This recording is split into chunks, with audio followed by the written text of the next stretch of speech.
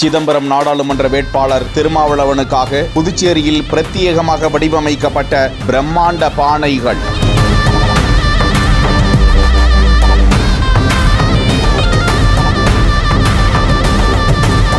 7 அடி உயரம் 6 அடி அகலத்தில் 6 பானைகள் சிதம்பரத்திற்கு அனுப்பி வைப்பு.